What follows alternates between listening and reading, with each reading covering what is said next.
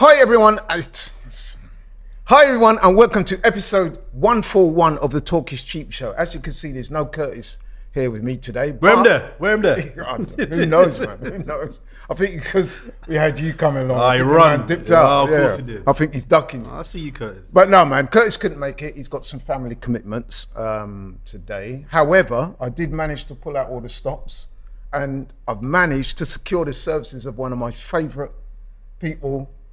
Not just in social media, in life. Wicked, you know what I mean? But listen, man, I wrote this down because I don't want to get this wrong. Go on. Right? So I managed to pull out all the strings and I managed to secure the services of an esteemed journalist and media representative. I am therefore honoured to announce that with me today, I'm joined by a man who's equally able to operate in the world of social media as he is in mainstream. Ladies and gentlemen, boys and girls, please give a big digital round of applause to established Channel 4 sports presenter and journalist, TalkSport radio presenter, renowned social media personality and significant contributor on AFTV. In addition, he's also the CEO of Black Academics Media, which is a production company that gives people of colour, not everybody, but people of colour in particular, the chance to air their views on a variety of subjects. Ladies and gentlemen, boys and girls, Mr. Jordan Jarrett Bryan in the house. Yes, brother, you good? I'm good, man. Curtis bit of a mouthful, man. Well, Curtis is at home watching this thinking, like, you've leveled up on his intros.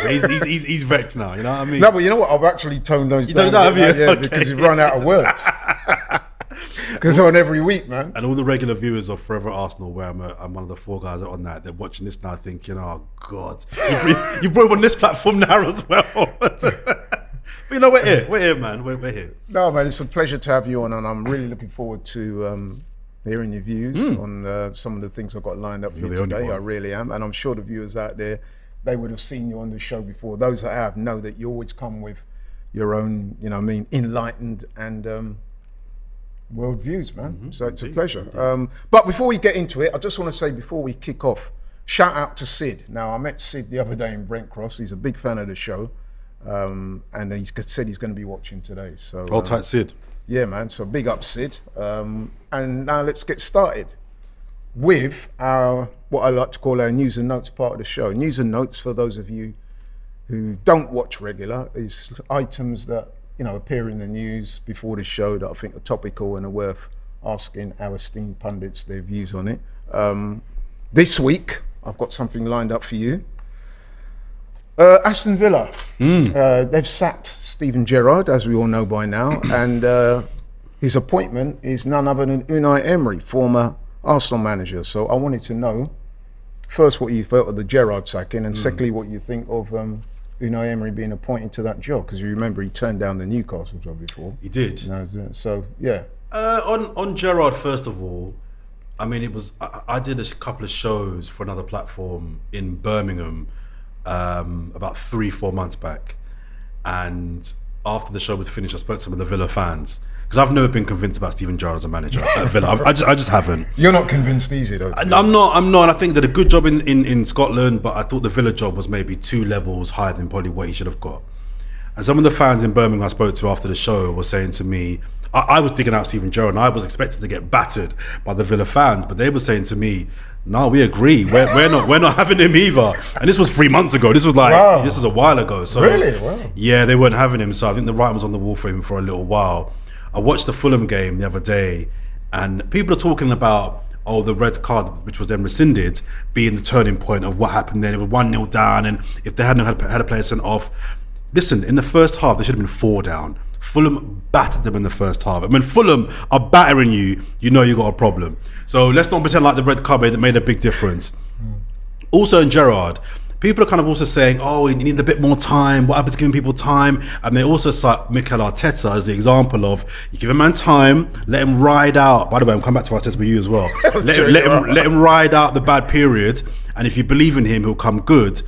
I don't fully agree in this case, because with Mikel Arteta, I always saw, even in the bad times, and it was bad at certain times, I always saw signs that this guy could do a thing. Even in the times where it was looking like, I'm defending the indefensible here, I still saw glimmers of what he was trying to do.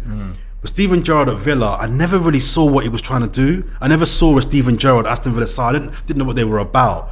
So if after a year and a lot of money spent, that's not a poor squad. That's a good squad. Yeah.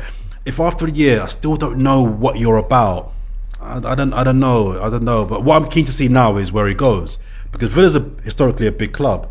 If he comes back into football and I don't think he'll get another Premier League job for now. He'll have to drop down a division. I think so, to build himself back up. But he's Steven Gerrard, Stevie G, so he probably will get a blind and get another club. But I think overall, I think it had to be done, because Villa want to go places, and they're 17th in the league now. I think when he took over, they were 17th. So bad luck. It's interesting with Gerrard, because obviously he would have been playing, when Vieira was playing, and now they both stopped playing. They've both gone into management. And a bit like Frank Lampard as well, I'm kind of one of those guys. I kind of want them to do well, because you remember how good they were players. But obviously, in football, as we know, man, it's all about results. There's no sentiment. And even if it wasn't getting results, but like I said, they could see something, a style of play that was like, okay, we're not winning games, but we can see something. They might have stuck with him, but you can't see anything from Villa at the moment. So he had to go for me. And on Unai Emery quickly, I think it's a really good appointment for both sides. I think Unai Emery, he won't admit it, but I think he was really burned by his experience at Arsenal. Oh, I'm sure he was. I think he'll come back thinking, you didn't see the best of me. Because we're saying before, I reckon Unai Emery, there's a debate for him being top 10 manager in the world. I think there's a debate. He's an elite manager. Let's not get it twisted. So for Villa to get someone like him off the back of Steven Gerrard is a good get, and for him to be getting a club the size of Aston Villa and that squad, I think is a good look for him as well. So I think for both parties, it's actually a really good fit from the outset anyway. No, I would agree with that. When I heard that they were getting Emery, I was like, wow, that is a very good, competent manager. That will definitely improve them. And like you hinted at earlier, you'll be looking at this job like there's a point to prove. He will consider. I think he's actually alluded to it in recent times that the way he left Arsenal, he didn't think he was given a fair crack of the whip. So he'll have that burning desire to prove a lot of people wrong. And it's another elite manager in the Premier League now as well. We've got most of the elite managers in world football, bar Ancelotti, Zidane, they're all pretty much in the Premier League now. So it's another manager the Premier League has managed to. Yeah, that's a good point as well. Yeah. So we'll watch that one with interest. Thanks for that, Jordan. Okay, moving on again then. Another regular feature of the show is where we look at Arsenal's last game since the last show. Now, there's obviously been 2 games since the last show. The first one was in the Europa League. Arsenal at home against PSV Eindhoven. A 1-0 win, a superb goal from Granit Xhaka. A game that I have to say that Arsenal dominated. I think we had something like 25 shots on goal. But even though we had the shots on goal and we dominated the game, it wasn't a very good game, because PSV, for whatever reason, didn't come out to play. They're managed by Ruud van Nistelrooy, who's a former top striker. I'm sure we all know who he is. You would have thought a guy like that in charge, you would have thought you're going to expect them to come out, try and attack, play some proper football. I didn't really see that happening. And like I said, although we kind of well won in the end, it wasn't the best game in the world. Jordan, what was your thoughts? Am I doing that down a bit? No, you're not. It wasn't the greatest game. Arsenal are going for a little bit of a lull at the moment, and we'll get to that in a minute with some other games. This was one of them. But I think from an Arsenal perspective, it is all about topping the group. Oh yeah. I'm a man that doesn't really believe in performances and style of play when it comes to cup competitions, which is why I never really buy into the whole Southgate needs to be playing expansive football with England. It's like, to win a World Cup or a Euros, it's 7 games. Just win the games. I don't care how you just win the games. FA Cup, League Cup, Europa League, any cup competition, just win. League is different. League, you got to, I think, play well. Style of play is important. But Europa League, just win the games, and we won the game. It wasn't a pretty game at all. I thought PSV would come in a little bit more as well. Yeah. And their form leading up to that game suggests there would be goals.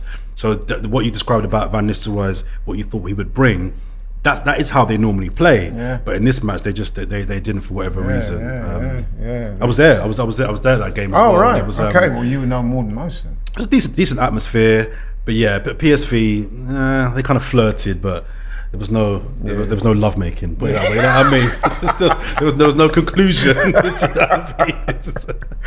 Yeah, I think that kind of adequately sums it up. You know what I mean?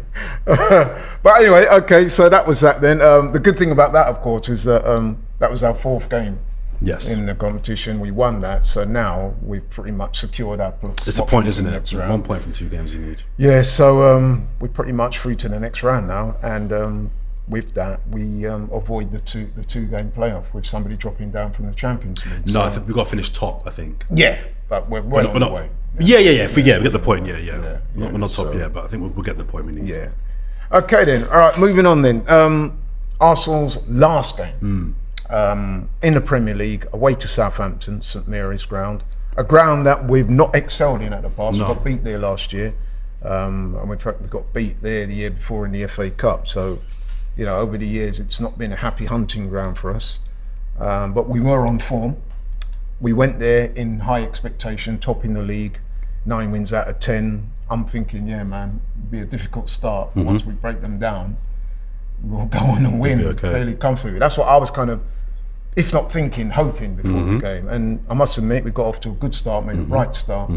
Granit Xhaka, superb strike, with his right foot as well, I might add. You're thinking, yeah, man, it's going to be our day today. But we didn't take our chances. The game kind of turned in the second half where we came under a lot of pressure. And we got out there with a 1-1 draw. Some people were saying that, your performance was pretty flat. And again, we're going to come to this. I just wanted to know your initial thoughts on the game. I'm going to go into a bit more detail later. Yeah, it wasn't great. It was a game that I think most Arsenal fans were expecting to win. Despite not playing well against Leeds, but getting the 3 points. And then same against PSV. I still think we would expect it to have beaten what is at best an average Southampton team. I thought overall a draw was probably fair. I thought first 30, 35 minutes, we were definitely the better team. Second half, they were definitely the better team. So I think overall, I think a point was probably the fair result. A draw was probably a fair result. I'm loving how we're starting games. With every game this season, with the first 10 minutes, we're just coming out like a lion that's been caged up and just seen a piece of meat. Do you know what I mean? We're just coming out like, we're coming out aggressive, we're pressing. Which is good. It's amazing. I'm loving our shape. Everyone knows their roles. We're winning the ball back, we're winning second balls. I'm loving how we're starting games. My issue which you alluded to just then, we're not killing games off. We're just not killing games. A lot of the games we've had this season, even the ones that we've won, we could have won after half an hour. We could have wrapped up after half an hour. And this was another example of, if it had been a bit more clinical, and I want to talk about Jesus in a minute, but if it had been a bit more clinical, it would have been 3 points wrapped up by half time. Well, let's have a look at some of the stats from that game, because I always like to compile stats and then relate them back on the show. So, as we said, 1-1 draw, Xhaka goal after 11 minutes. Southampton equalised in the 65th minute with a goal from Armstrong. But shots on goal, you may be surprised to learn actually that we had more shots on goal than Southampton. They had 10, we had 12. Shots on target, 3 each.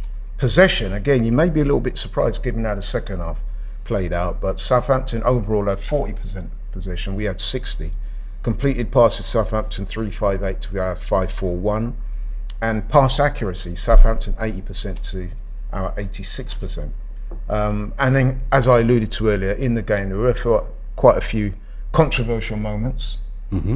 A couple of penalties that we might have had.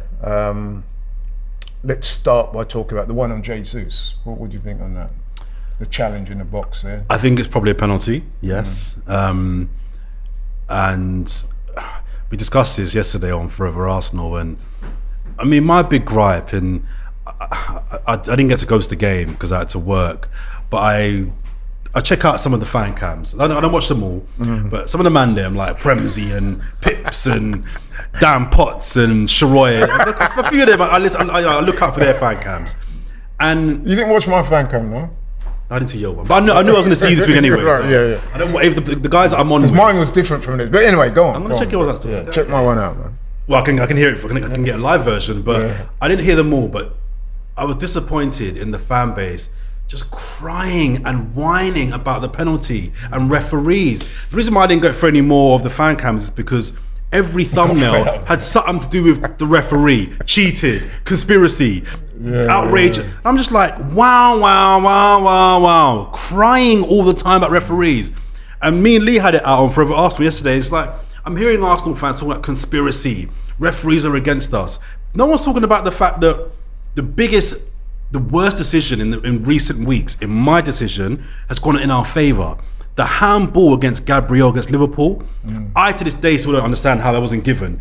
Even in real time, I have no idea. It's the most blatant penalty. It went our way. I'm not complaining. We'll take it. Sometimes they go against you, sometimes they go for you. But this idea from the fan base that when they cry about the referee and bad decisions, and more so, it's a conspiracy, and as Lee says, corruption. It's nonsense. Can I just say, right, I just want to interrupt you briefly to say, this is not scripted, people, but you see what you just said there? That is my thing. I hate when fans go on and on about referees. Yes, there are bad decisions, and there is a lack of consistency. However, this notion that there's some kind of conspiracy against Arsenal is nonsense. They're incompetent, yes, but they're not corrupt. But they're incompetent across the board. Across the board. You know what I mean? It's not just Arsenal. I just want the So fan I base. absolutely agree with you on that. I would like the fan base to stop crying every week and whining about things that I'm go always against arguing with us. Ty about it. Yeah, and listen, I love Ty, but Ty won't bring up the ones that go for us. He won't bring up the ones that he won't forget them ones. So just get on with it. And for me, we're top of the table. We need to start acting like a top of the table club. If we were moving like a top of the table team, things go against you, but you still control the controllables. We still had enough time and possession, as you flagged, and chances to win that game. That's right. Now, was it a penalty? Yeah, it was. If we go 2-0 up and score that penalty and go 2-0 up, does that change the game and probably end it? Probably does. But this whining and that's not the reason we drew 1-1. Let's be very, very, very clear. That happens in the last minute of the game. You might have an argument because it's the last kick of the match. It was 10th minute, 15th minute it happened. It was early in the first half. So yes, it's a penalty.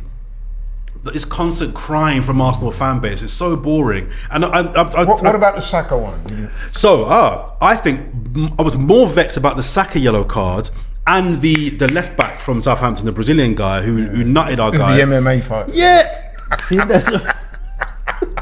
Because when I saw him, I was like, "Raw, this one's come straight out of the MMA straight away and signed for Southampton." Listen, them two for me were bigger crimes, footballing crimes, than the Jesus penalty, in my view. But you just get on with it, man. So sometimes they go for you. The referees across the board are not good. Just get on with it. So for me, it was a massive deflection. All this crying for me is just so tired and boring. Blaming referees, it's just long. You know what the fans are in danger of doing? We're doing what managers do. Yeah, because excuses. Very often you see a team, and I'm not saying Arteta does it per se, but there's a lot of managers, they get a result that doesn't go for them, right? And then what they will do in an effort to try and conceal their inadequacies of the team, the manager will start going on about the referee. They should have had this, they should have had that. We didn't get nothing today. And I'm thinking, you know what? That trick's worn out, bro. Listen, Laurie, Laurie, talk about why the team didn't convert their chances. We win that game 5-0. No one's chatting about no penalty. If we win the game 5-0, no one's chatting about no penalty. That gets totally brushed aside. So let's just remove this. Let's act like a big club. We're top of the league. Be accountable. We could have won that game. Why are we not putting heat on Jesus for missing a very, very good chance? He missed in that first half a really, really good chance. We're going to talk about Jesus. Do you know what I mean? I want to chat about him as well. So for me, yeah, it was a penalty, but that isn't the reason. I'm not crying about it because, like I said, 2 weeks earlier, we got in that Liverpool game, we got 2 or 3 breaks that went our way. Do you know what I mean? So let's not make out like things don't go our way. They say it evens itself up over the season. Now, they might not be strictly true. However, I'm more in line with that school of thought than I am with Everyone's against Arsenal. Everyone's against Arsenal. It's a big conspiracy. They don't want us to win it. I said to the boys on Nottingham Fan TV, they're saying the same thing. On Chelsea TV, the referees, everyone thinks referee hates their team. Yeah, I know. It's paranoia, isn't it? Come on, man. Paranoia, man. Stop crying. But listen, yeah, so the game ended. There was a palpable sense of disappointment, one of which I shared, because it was a game that I thought we should have done a lot better in. But then I started to think after the game, everyone was going on about referees, and I gave a fan cam, and I was saying, first and foremost, look, it's not the end of the day, because at the end of the day, we are top of the table. I said it's not the end of the day, but it is the end of the day. It's not the end of the world, because at the end of the day, we got a point away from home at a ground where, in previous times, we've been beaten, and well beaten. We lost there last year, by way of example. So, come on now. Teams are going to drop points. Turkish saw it as 2 points dropped, and that's fair enough. I saw it as a point gained. You're not going to win every game. Exactly. You're not going to win every game you play well. Sometimes this season, when we're second best or it's level, you can get a point away from home. That's not a bad point. Yeah. Southampton I saw will it beat as 2 certain points dropped, but maybe not for the same reasons as some other people. Because you're top of the league, you're 1-0 up, you're in the ascendancy. I'm expecting us as a team that's sticking our chest out. We're trying to make a serious title threat. That's a game that really we should go on and win. Why? Because, like I said, you've gone to a ground where the team are not playing that well. I know Southampton were on a poor run of form, then they got a result against Bournemouth, which was a good result. So they're coming into that game off the back of a win. But prior to that, they've been on a poor run of form. So by that logic, we are top of the league on a hell of a good run. So by that 9 logic, wins do out you of think 10. we should be beating every team away from home that's 10th down? Not necessarily, but I'm saying the way we started, getting that goal early, that should have put us on the front foot to say, right, But that's a half. Over the course of the game, it was a level game. I think it was I accept that there's going to be ebb and flow, but what I'm saying, my disappointment came from the fact that we went there and started so well, as you said. And didn't kill it. Yeah, 1-0 up, great goal by Xhaka, who's not even one of our, although he's fast becoming one of our top goal scorers. But you're thinking, you know what, there's goals in this game. Yeah. Let's go out there now, stick our chests out, I hear that. and you know what I mean, play from the top and win the game. But we didn't do that. We got pegged back. Southampton were a better team in the second half. I've got no problem admitting that. So I'll take the point, even though, you know what I mean, I had a palpable sense of disappointment along with many other fans. But whereas some people are moaning about referees, my thought process was, I'm looking at the Southampton game, I'm looking at not so much the PSV game, because we dominated that game, but the Leeds game, and 1 or 2 other performances in recent weeks, and I'm thinking to myself, you know what? It's starting to feel a little bit like the lack of squad depth is being a bit exposed, because the guys that are coming on in second half performances, you said it yourself, we're not quite killing games off, we're not quite dominating the way we should do, if that makes sense. You're looking at the guys that are coming off the bench, Vieira, Eddie, I've got to shout out Eddie for this, 1 or 2 other people, Sambi Lokonga, they're not quite at the level. They're not. So my question to you, and it's the theme of this week's show, is our lack of squad depth being exposed? If we're going to launch a meaningful title run this season, it's fair to say that we absolutely do need to spend some money in the January window and bring in the kind of guys that will get us to that promised land. What do you think? So you frame that question with, if we're going to be title contenders. Yeah. For me, we're not. We're not. We're not. I mean, and that might shock you and a lot of people, because I think it's important then to define what your definition of a title contender is, and that will differ depending on the person.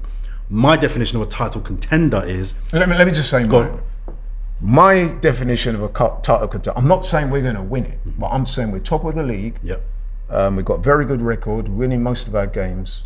If we carry on in this frame of mind and in playing the football, by the season ending in May, we should be there or thereabouts. That's fair. That's fair. To me, that's title contention. That's fair, and I think that's totally logical. But people are going to be like, "Oh, miserable, negative Jordan coming in now." No, you speak your truth, bro. My definition of a title contender is where we are now, with 8 games to go, because the last 8 games of the season is where it's crunch time. That's where it's squeaky bum time. That's when it really matters. That's when it matters, yeah. With 8 games to go, can you see Arsenal in with a chance of winning the Premier League? And I'm trying to see into the future. I can't see that. I can't see with 8 games to go, we are within 6-7 points of the top, if not top. I don't see that. So for me, I don't think we are equipped, experienced enough to be a title contender. Yeah. Being top of the league right now means nothing to me, because we can lose our next 2 games and be 5th. Yeah, but we're not clear top. we discussed the stat last week. We were talking about with the start that Arsenal have had, which is pretty phenomenal.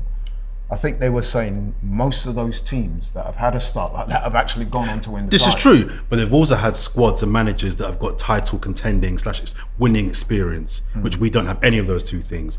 We've won, is it 9 out of 10 now? 10 out of 11? We won 9 out of 11. We won 9 of them. So it's 9 out of 11, 1 draw, 1 defeat. That's a phenomenal start.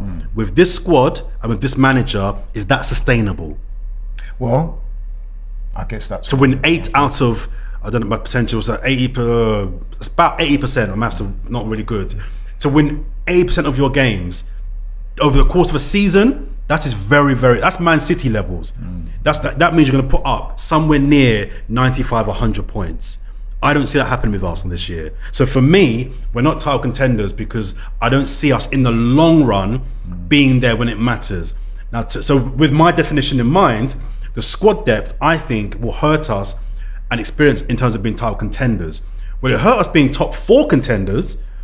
I still think it will, but I'm a lot more confident about us finishing top 4 than I am us being in the final furlong for the title. I've said from the get-go, the start of the season, and all the AFTV platforms, my concern always before a ball was kicked this season was our depth in midfield in particular. I don't feel when you get beneath he who I won't name and Thomas Partey, when you get beneath those two, I think the drop off, as you flagged just a minute ago, in depth in our midfielders is really low. El Nene is I like El Nene, but he's out for a while now, and that was you couldn't have foreseen that. Yeah. But there's no real depth underneath that. When the games come thick and fast, as we're seeing right now, you've got to go to Leeds. You've got a big game against Tottenham in the North London derby. You've got a big game against Liverpool, going to work you hard. Then you fly to, I don't know, Bodo Glint or wherever in Europe. Then you're back.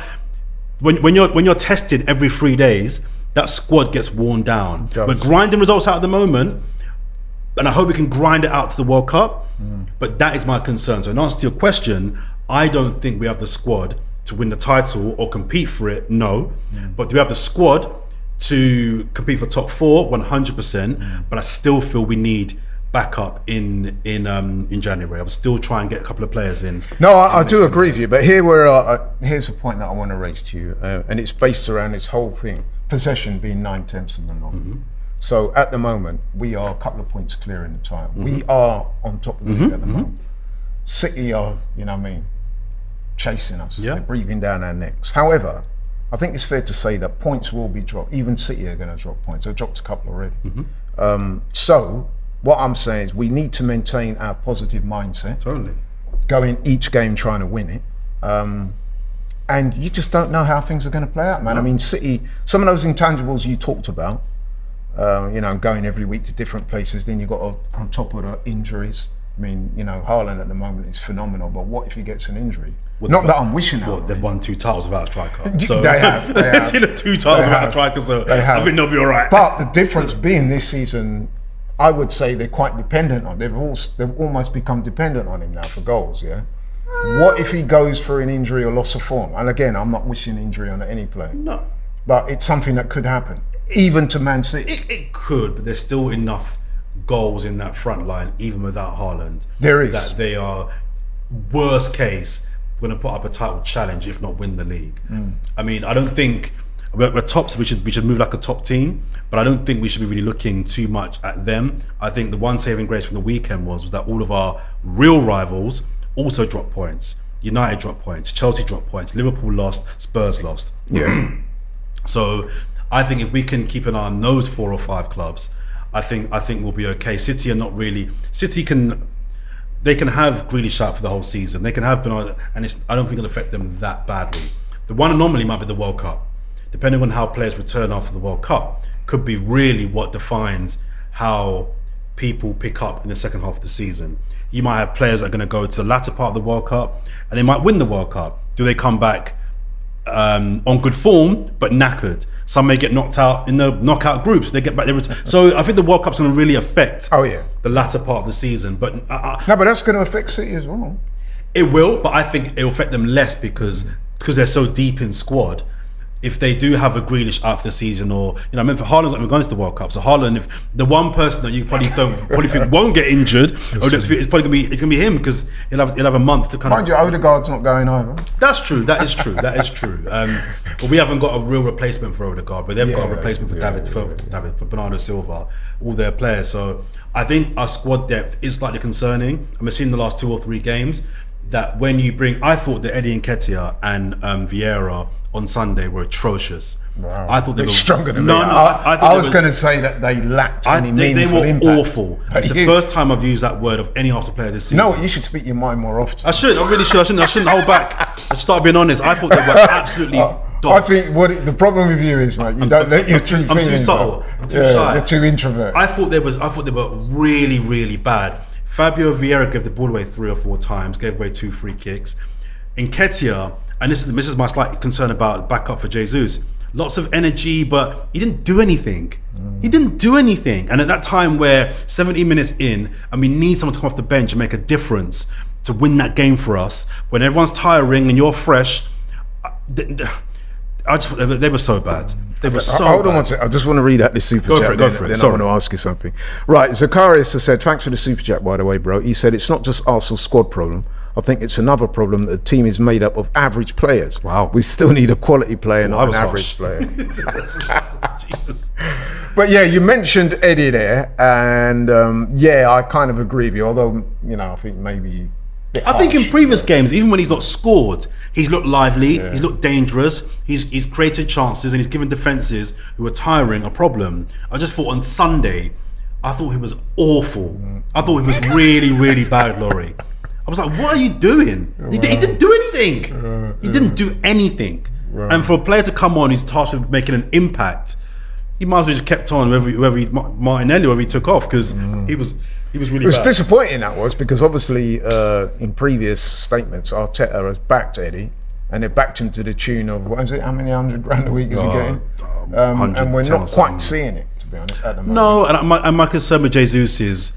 Yeah, so let's talk about Jesus. I want to ask you about Jesus, because I know you've got a lot to say about him, but none in 5, man. It's a bit disappointing, isn't it? And on Sunday, I understand from a couple of people who went to the ground that he was getting, maybe not stick from the fans inside the ground, but people coming away from the ground not happy with his performance, and they're saying, look, they're starting to doubt him, saying, look, man, I'm not sure if he's prolific enough. Well, the none in 5 stat, I think, is a bit misleading, because in most of those 5 games, even if he's not scored, he's been a threat, he's been a goal creator, he's been someone that has enabled our attack to flourish in other parts of the field. I think he's been heavily praised for his start to his Arsenal career, and rightfully so. I think he's elevated our attack and our front line 100%. But I think the word you used there was prolific. And I checked it out. I think in his best season at Manchester City, he got 15 Premier League goals. I think you're now, right. 15 Premier League goals is not to be sniffed at. That's still an achievement. But I think the tactic from Mikel Arteta is that he will drop deep, link up, turn, be a foil, which is doing very, very well.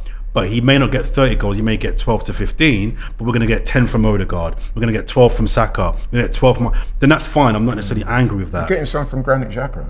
We're getting a few from him as well. If that's a tactic that he'll come deep and others will fill in, then fine. But I think, like on Sunday, there will be games where you need your striker, when we're not playing well, to just get a sniff, bang, goal. Didn't deserve it, but he has that bit of quality. I remember seeing so many games with Man United playing back in the day, and Man United will be struggling. Man like Van Nistelrooy, you mentioned earlier on, 1/2 chance goal, 3 points. And you're like, I'm like, what's going on? Sniper things. Yeah, sniper. And I don't think he's a sniper, and that's not necessarily a negative, but it is slightly concerning that he hasn't scored. But I'm not going to get onto him just yet, but I do feel chances like what he had on Sunday, you've got to score that. Yeah, You've got to score that. I think his confidence is not quite there. And I think another thing as well is, he might, this might be across the board, but with him definitely, I'm pretty sure the World Cup is now on people's minds. So I don't know if people are kind of playing at like 75%, and they don't want to get injured. They don't want to. I don't know. No, but you know what it is, John? He wasn't in the last Brazil squad. He wasn't, but I'd probably lean on the side of he probably will go. I would have thought so. Probably will go. He might not. If There's such a depth of talent there. That, there is, and he might not, but I think he probably will go. So I don't know if that's on people's minds now as well, but just on him specifically, I think it's fair to kind of ask for a bit more. We need to see some more from him. But I'm not onto him. I'm not criticizing. No, nor am I. Listen, man, he's a quality player. Like you said, he's brought some things to some attributes to the team which have helped us. But we've got to be careful. We've got to be careful that we don't praise him for the same things we're killing Lacazette for. Oh, his work rate is great. Oh, his back to goals great. Oh, his link up play. Those are all the things that we killed Lacazette for. He didn't score no goals. So let's not fall into that same trap of his link up play is great, but there's no goals there. And then, like you said, the problem is that when you do sub him and you bring Eddie on, you're expecting him to make an impact. Unfortunately, in the last couple of games or so, he's not had that impact. Nope. Hence the title of this show. The lack of depth is being exposed, I think, and I think that's a real worry going forward. And it's, you know, we get into January, they're going to have to sign some players, are we not? Yeah, I don't think lots. I would say 2, a midfielder and a striker. I think they can get another forward in and a real midfielder, which I thought they should have got in the summer. I really wanted a midfielder, and they tried to get Douglas Luiz on deadline day. I don't know why they left that so late, but I think someone like him. I mean, the midfielder that we were supposed to get last year, who we're going to really grow to regret, who's really coming to form now, is Guimaraes at Newcastle. I like him. Yeah. He's exactly what we need. He is exactly what Arsenal Football Club need, and I think we can get a midfielder like him in. What about Tielemans? Because he's starting to play well again. Yeah, now. And that's commensurate with Leicester's have had a recent that's true. upsurge in form. He scored a goal as well the other day. A good goal, yeah. I was never really blown over. I like him, but he's what I call 1 in 4 man. Then man, they give you one man of the match performance one game, 2 6 out of 10s the next game, and the fourth game subbed at half time. Then man, they're missing, and I'm not sure if we can afford to. And I know that the cost won't be much, because I think it's his last year of his contract. We definitely can't afford to carry no one. I don't think we can. So if we signed him, I wouldn't be vexed. But equally, I was never just someone of these fans that was like, "We got to get Tielemans." I must admit, I do like Tielemans. I like him, but I think it's better. He's Premier League battle ready and tested. He can score goals from midfield, and I think he would be a good addition to our team. Now, to go back to my original question about the lack of squad depth, I had a look at the bench for Sunday's game, and I'll read these players out. And listen, I'm not trying to disrespect the players, but I think you will kind of get what I'm talking about when I read the players out. So on the bench on Sunday, we had Cedric, Rob Holding, Eddie Nketiah, Fabio Vieira, Sambi Lokonga, Kieran Tierney, who, you know, he's apparently not happy at the moment that he's getting in enough minutes. Marquinhos, Reece Nelson, and the goalkeeper Matt Turner. Now, how many game changers on the bench are there for you there? No, not many. Exactly. I mean, and when you kind of look at it like that, that kind of highlights the problem I think we may have. A little bit, but let's not forget also as well that Emil Smith-Rowe and Mohamed Elneny are both out injured. They'll be both on the bench. Do you know what I mean? Yeah, so that's a good point. There's 2 midfielders, especially Smith-Rowe. Yeah, so there's 2 midfielders. Because to me, I don't know about you. I've said this on this show before, but personally, I don't think there's too much of a downside if Lokonga comes instead of Elneny for me. Oh no, Lokonga, he's not ready yet. No. He's miles off it. Laurie, when I see Lokonga play, I'm like, No, but does Elneny do anything like amazing? He does, but no. Well, I think what he does is I think he covers the ground better than Lokonga. I think. See, I'm not so sure about that. I would argue that Sambi is at least a good athlete, if not better. I don't think so. I think Elneny covers the ground better than him. I think Elneny knows his job. He's a dog. He's what I call a dog. He's experienced, and he's he a knows dog. his way He puts his foot in. He protects well. He gets forward well. I like him because he. No, I like him. All I'm saying, my point is, I don't see it as being too much. Yeah, yeah. I mean, it might be a loan thing. Maybe even sell him because I'm not seeing anything. Even in these green shoots, where I'm like, okay, he's young, but I can see a thing. I'm not seeing that from Lokonga. He's really raw. So, in answer to your question, yes, the bench at the moment is looking a bit thin. Is that the type of bench that's going to carry you to a title? I would say no. I mean, we have to. Does that bench get you top 4? that's the real question. Yeah. Do you know what I mean? So I think reinforcing in January is a must for sure. I think reinforcing is an absolute. But I'm not convinced we will. I don't think we will. Well, that. If you're Arteta, you're going to be saying to Edu and saying, "Listen, man, we're on the verge of something special here. Are you going to back me or not?" Well, I think either way. Let's say we drop to 4th come January. Even if we're 4th, I would still say Arteta needs to go into the office and say, "Yo, I need a couple man. I need a couple man." Shall I tell you something now? Speaking to fans as I have done, I think people are looking past 4th already. Seriously, I think a lot of people are saying we need to mount a challenge this year because some of the so-called big guns are not at it at the moment. I mean, you've only got to look at Tottenham, look at Chelsea. I mean, Man United have had their problems. Okay, they've improved in recent weeks, but they're still not 100%. No, but that's fair. That's fair. There's a clear pathway for us to mount a challenge. I mean, City, I'll be honest with you, to me, even though we are in the ascendancy, we're top of the league, City do look like a team that are capable of winning this. Yeah, and I think but after that, I've got to say we should be looking at and thinking, if not City, it will be us. Well, the smart money is on City for sure. I think every fan will say that. But as Arsenal fans, and maybe I do this too much, we mustn't talk ourselves down too much. No. We're top dog right now. So while we're number one, let's move like we're the number one team in the country. Absolutely. And maybe we should have higher ambitions than top four until that falls off. But I'm a bit more of a realist than I am a kind of optimist. And I think realistically, I don't think we are ready mentality-wise, depth-wise, to really see it through. It's still early, Laurie. 11 games in. People get no, but patterns can be set though. They can be set. Confidence is ingrained in the team. I don't see us maintaining the percentage of wins we've got this year so far this season over and over the course of a season. And to compete for the title, we're going to have to win 75% of our games this season. That ain't happening. Ain't happening. I'm not even being negative. No, I hear ain't you. happening. So, I appreciate your honesty, man. If that's what you feel. Listen, I feel that there's two things that could impinge negatively for us. The first one being the World Cup. That is going to be a disruptor for some teams. For every team. Some more than that's not a others. reason. Yeah. But hear me out. So what I'm saying is, it could be that by the time the World Cup has ended and we all come back, some players might be out of form. There might be some injuries that accrue from that, and just the mood. But it's going to apply for everyone. Yes, that's a moot So point that's then. a potential disruptor. No, but it's not, because that applies to everybody. Yeah, but what I'm saying, it might affect some teams more than others. Like who? Like us. Why? Because, like I said, we've already got a fairly thin squad. Imagine if we used to lose a couple of our significant players. Well, that's our problem. That's not a reason why if we fall off because of the World Cup and we have a thin squad, that's our problem. That's not the World Cup. Oh yeah, it is. But what I'm saying, those are potential disruptors. Spurs haven't got a deep squad. That could apply to Spurs. They're competitors to us. So I'm not sure the World Cup thing we can use an excuse. It's a potential disruptor.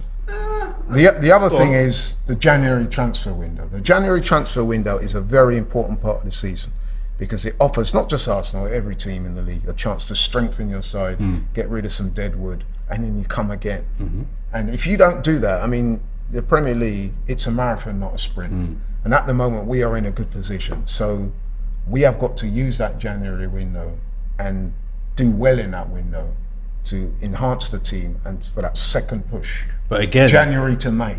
So the season's almost in two parts. No, totally. But again, that's also within our control. That's not a reason. We can't use that as a reason why we might fall off. Because it's not strictly in our control. Because I'll tell you why. Because there'll be players that we go for. We'll be in the market for those players with other clubs who have got more money than us. That may be able to, you know what I mean? So it's not strictly in our control. Although I do take your point that I'm more looking at what are the reasons that are out of our control that could make us fall off. The World Cup and the January window for me aren't those reasons because they're both things that we can control. Our thin squad is our fault. That's our problem. That's not, if we fall off and finish fourth and Spurs finish second, say, and it's because they've got a bigger squad, then Spurs will say, well, just go and buy more players. That's your problem. That's not, that's your fault. Yeah, interesting. But yeah, I mean, those things we spoke about are crucial, and I think we both agree, don't we, that the lack of squad depth is starting already. It is to become a factor. Totally. What we need to do is address it as soon as we can. And that will be January. Okay, then moving on. Then ops of the week. 2 games this week, like it was last week, like it was the week before. We got PSV again in the Europa League. This time it's away from home. What type of game are you expecting? You've seen a little bit about them. I think they're a decent team. I wasn't that impressed, to be honest. I think they're a decent. They wasn't good on that night. No. But I've seen clips of some of their other games domestically and in the Europa League. I think they're a decent team. Yeah, they've got a couple of good players, man. Yeah. And they need to win. Gakpo, the young, the other lad that played, the guy with the long hair, yeah, he was a good player. They've got some good players. I think they have to win. I was saying to the boys on Forever Arsenal that I would go strong. They were suggesting that because they think a bit of fatigue might be kicking in, and we've got a big game against Forest on the weekend, and it's not a must-win for us. they would maybe drop out some of the first teamers for this one and go fairly rotated. I would go You'd strong. go strong? Yeah. Tell you why. Interesting. I wouldn't. Because what you don't want to do is have to go into the final game, have to win that. No. Win this game now. Actually, that's a good point. And in that final game, it's a dead rubber against, it's not Bodo Glint. Zurich. Yeah. Is it away? I think it's away. Yeah. You don't have to even send any of your first teamers there because it's just send the kids. And I think that's the same week we play Chelsea. So you're going to need to rest your first teamers. So I would go strong in this Actually, game. yeah, you're right. Yeah. Go strong, get it done. Get top of the group, finish it. And yeah, you might go into the Nottingham Forest game. The reason why I hesitated for a moment is because we were just talking about fatigue and the lack of squad depth and that, and I'm looking at the league, which should be our priority, and I'm thinking we definitely do need to win. We had a little blip at the weekend. We definitely need to put that right, and that moves me on nicely to the game on Sunday, this Sunday against Forest. Now Forest, bottom of the league, they've struggled, but they did get a good win at home last week to Liverpool, surprised many, including myself. But surely we're at home and we're expected to beat Nottingham Forest. We don't now. That really will be a problem. So whereby I give the team a little bit of a blight for the point they got on the weekend against Southampton. You know, a point away at Southampton is not great, but it's not the end of the world either. We chat about them kind of level teams coming to our ground. There's no blight. There's no blight. That we should be beating, and this isn't arrogance. We should be beating pretty much every team at the Emirates this season, bar maybe 3 or 4. I'm expecting 3 points against all this. That won't happen. There will be a team that gets a draw. We may even lose one game at the Emirates. But generally, teams that are bottom of the league or in the bottom 3 that come to the Emirates need to get yam. They need to get beaten. Like I'm expecting to get 3 points at their ground. So the Emirates, it should be 3 points. I don't want to hear about no fatigue. Win the game. Which is why I was slightly hesitant about going. Yeah, but you know what? Also as well, I'm not one of these people. I'm not one of these people that believes in looking at the next game. No. I'm very much a focus on this game. Right. Tunnel vision. Deal with the next game, even if it's a North London derby, a cup final, whatever. Deal with this game first. But let me ask you a question and answer it honestly. If we go to Eindhoven and get a point, say, but then we come and smack up Forest, would you take that? Yeah, a draw in Europa League and then win. Yeah, of course. Yeah, okay. Yeah. You wouldn't? No, the reason why I said that is because that would be my worst case scenario. That we don't go strong at PSV and still get a point, but then we play our full strength team and beat up Forest. I'd be surprised. I would take that. I'm not saying we go with our first 11, but I'm saying we go with a strong team. And if our strong team should be good enough, even going through a bit of a funk, to get a point. They can get a point out there, if not. Do you know what I mean? Yeah, I would have thought so. Yeah. So I would go strong-ish this week, and then I would set them up nicely for the weekend. Yeah, they need to win that game on Saturday. Got to win. Yeah, no, and I think we will. I mean, Forest do have a couple of good players. Morgan Gibbs-White, of course we know Jesse Lingard, the African guy up front, Ty. He scored against Liverpool. Them man ain't got nothing for us, man. If them man causes problems on the weekend, something's wrong. Something's wrong. I'm sorry, no, but something. They would have had a little upsurge in confidence after that win. I mean, because let's be honest, man, even though they were at home, no one was expecting that. I thought Liverpool. No, that's true. I thought Liverpool were going to trounce them. That's true, but there comes the Emirates now. But we need to make man know when it comes to the Emirates, you have to fight to get a point, let alone a win. So we need to make the Emirates a fortress, and we have done this season so far. We need to make it a place where teams are like, everybody's speaking, we're going to Arsenal. Long for man. That's what we need to build that aura up now, whereby we are the place to go that you don't want to go, sort of thing. So yeah, I'm not hearing this Lingard, Gibbs-White. Who? Well, let's hope you're right. I don't want people clipping this segment. But the thing, man, I'm telling you, if we're a big team, you beat Forest at home. That's not controversial as far as I'm concerned. I don't want to come across as condescending and complacent. I'll say it. Beat down there so this weekend. But listen, it will be a major disappointment if we do not get 3 points. What's your prediction for the game? It's hard because I don't know how we come out of the PSV game, so I can't predict a game 2 games away. I mean, I think we'll win the games. I think we're better than them. We're on form than them. Yeah, I think I don't know how we'll win it, but I think we'll win the game. Because at the end of the day, man, listen, it's top versus bottom. Yeah. So yeah. I don't think we're being too facetious. Get the job done. Get the game on. Right, okay, bro. We're coming to the end of the show, man. I've really enjoyed your company. And your always. Honest and forthright opinions. What a very able replacement for Curtis. Nah, man, Curtis is the main man.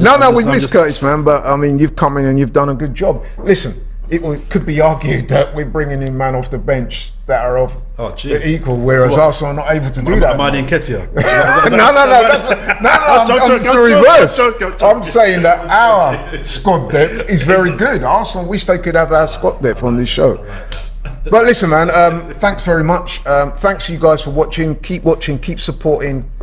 Please let me have your comments on what we spoke about today. Do you think, like me and Jordan, we both agreed for once, that the lack of squad depth is apparent and it is currently being a little bit exposed? And personally, I can't wait till January comes until the manager will get a chance to address it. Jordan, anything you want to say in closing? No, man. You can find you you can find me on Forever Arsenal with Turkish lead judges, The Judge and James, twice a week on this fantastic platform.